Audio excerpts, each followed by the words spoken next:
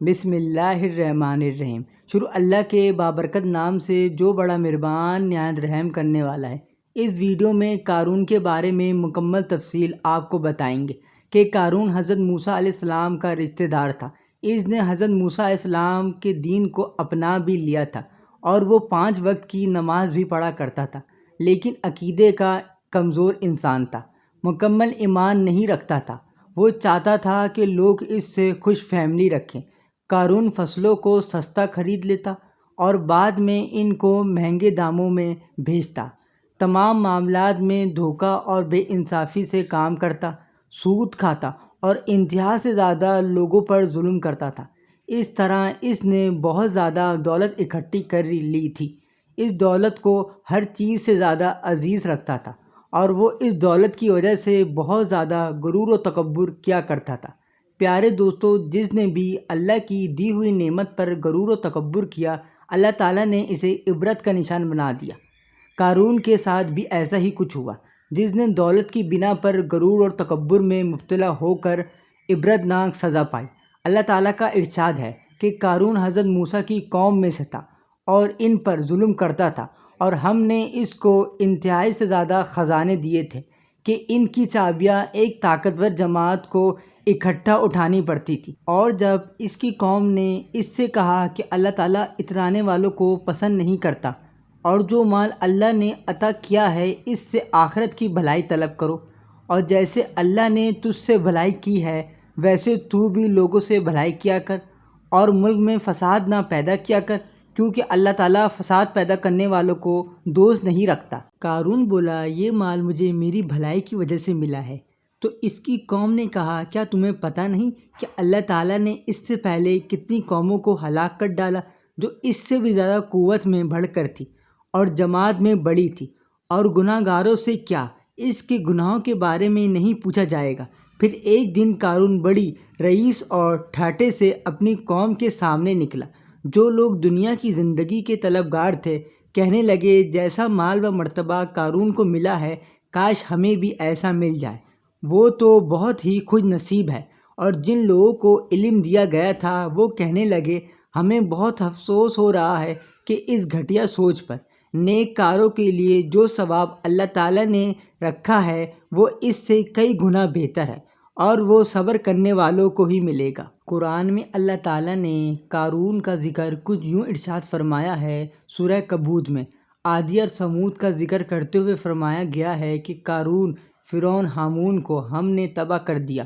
ان کے پاس حضرت موسیٰ علیہ السلام کھلی معجزے لے کر آئے تھے، پھر بھی انہوں نے زمین میں تکبر کیا، لیکن ہم سے آگے نہ بڑھ سکے۔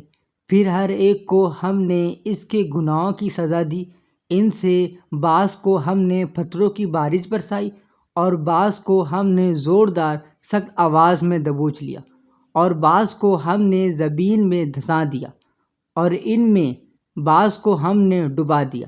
اللہ تعالیٰ ایسا نہ کرتا ان پر ظلم کرے، بلکہ یہ لوگ اپنی جانوں پر خود ظلم کرتے تھے۔ داتا رحمۃ اللہ علیہ فرماتے ہیں کہ قارون حضرت موسیٰ کا چچا زاد تھا۔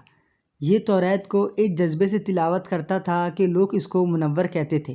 پھر یہ اللہ تعالیٰ کا دشمن اور منافق بن گیا، جیسے سامری نے منافقت اختیار کر لی تھی اور اسے اپنی دولت کے گھمنڈ نے تباہ و برباد کر دیا۔ بعض علماء نے قارون کو حضرت موسیٰ کا چچا قرار دیا ہے۔ احمد الکاشف بیان کرتے ہیں، اس نے اپنی قوم پر برتری حاصل کرنے کے لیے خود سے زیادہ لمبے کپڑے پہننا شروع کر دیے تھے۔ اس کے پاس بہت زیادہ خزانے تھے، اس لیے اس میں تکبر پیدا ہو گیا تھا۔ حضرت ابن عباس سے ایک روایت ہے کہ قارون نے ایک عورت کو اپنے پاس بلایا اور اس نے کہا کہ میں تجھے بہت مال دوں گا، اس بات پر عادی ہو جا کہ موسیٰ نے میرے ساتھ بدکاری کی ہے۔ ایک دن حضرت موسیٰ علیہ السلام مجمع عام میں شامل تھے کہ اس عورت نے اس طرح کہہ دیا کہ حضرت موسیٰ میرے ساتھ بدکاری کی ہے۔ حضرت موسیٰ علیہ السلام یہ بات سن کر اللہ کے خوف سے کانپنے لگے، چنانچہ آپ نے 2 رکعت نماز پڑھی۔ پھر اس عورت کو اللہ کی قسم دے کر پوچھا کہ تم نے یہ بات کیوں کہہ دی؟ اس عورت نے توبہ استغفار کرتے ہوئے بولا، مجھے قارون نے اس حرکت پر مجبور کیا تھا اور مال دینے کا کہا تھا۔ اس وقت حضرت موسیٰ علیہ السلام نے سجدے میں گر کر قارون کے لیے بدعا کی۔ پھر اللہ تعالیٰ نے حضرت موسیٰ کو فرمایا کہ میں نے زمین کو تمہارے تابع کر دیا ہے۔ پھر حضرت موسیٰ علیہ السلام نے زمین کو حکم دیا کہ اس کو اور اس کے محل کو نکل جا۔ چنانچہ بعض عالم دین فرماتے ہیں کہ قارون ایک دفعہ سج دھج کے ساتھ قوم کے سامنے آیا۔ جب وہ حضرت موسیٰ علیہ السلام کے پاس سے گزرا تو حضرت موسیٰ لوگوں کو اپنے سچے اور تاریخی واقعات سنا رہے تھے اور اپنی قوم کو نصیحت فرما رہے تھے۔ جب لوگوں نے اسے دیکھا تو بہت افراد اس کی طرف دیکھتے ہی رہ گئے۔ موسیٰ علیہ السلام نے اسے بلا کر کہا کہ تم نے میرے ساتھ ایسا کیوں کیا؟ تو موسیٰ علیہ السلام کو اس نے جواب دیا کہ موسیٰ تم مجھ پر نبوت کی وجہ سے فضیلت رکھتے ہو، میں مال کی وجہ سے تم پر فضیلت رکھتا ہوں۔ اگر آپ پسند کریں تو ہم دونوں ایک دوسرے کے خلاف بدعا کریں۔ حضرت موسیٰ علیہ السلام میدان میں نکل آئے۔ قارون بھی اپنے لوگوں کے ساتھ میدان میں نکل آیا۔ حضرت موسیٰ علیہ السلام نے تو اس سے کہا کہ پہلے تم بدعا کرو گے یا میں؟ تو اس نے کہا کہ پہلے میں بدعا کروں گا۔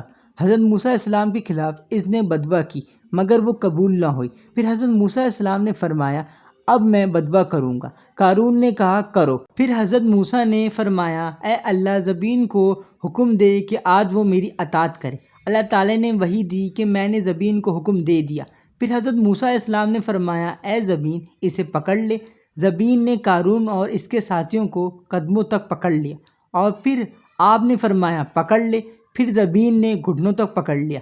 اس کے بعد وہ کندھوں تک زمین کے اندر دھستے چلے گئے۔ پھر حضرت موسیٰ علیہ السلام نے فرمایا ان کے خزانوں اور مال دولت کو بھی لے آ۔ دیکھتے ہی دیکھتے سب کچھ حاضر ہو گیا۔ پھر موسیٰ علیہ السلام نے ارشاد فرمایا کہ زمین کے اندر چلے جاؤ۔ چنانچہ وہ خود اس کے نظر سے اوجھل ہو گئے اور زمین اوپر سے ہموار ہو گئی۔ اللہ تعالیٰ نے ارشاد فرمایا کہ اللہ کے مقابلے میں کوئی جماعت اس کی مدد نہ کر سکی اور نہ ہی اس کو کوئی بچا سکی، اور جو لوگ اس کی دولت کی تمنا رکھتے تھے وہ بہت شرمندہ ہوئے اور اللہ تعالیٰ کا شکر ادا کرنے لگے، اور پھر کہنے لگے جو لوگ کل سب کے سب اس محل کی خواہش رکھتے تھے صبح اٹھ کر بولے کہ اللہ تعالیٰ اپنے بندوں میں سے جس کے لیے چاہتا ہے رزق بڑھا دیتا ہے اور جس کے لیے چاہتا ہے رزق تنگ کر دیتا ہے۔ بے شک اللہ تعالیٰ تعریف کے لائق ہے۔ یہ بھی اللہ تعالیٰ کا ہم پر احسان ہے، ورنہ ہم بھی زمین میں دھس دیے جاتے۔ اور اللہ تعالیٰ کا شکر ادا کرنے لگے اور کہنے لگے کہ اگر ہم پر اللہ تعالیٰ کا فضل نہ ہوتا تو ہم بھی ذلیل و خوار ہوتے۔ ناظرین یہ واقعہ اس دور میں پیش آیا تھا جب بنی اسرائیل مصر سے ابھی نکلے نہیں تھے۔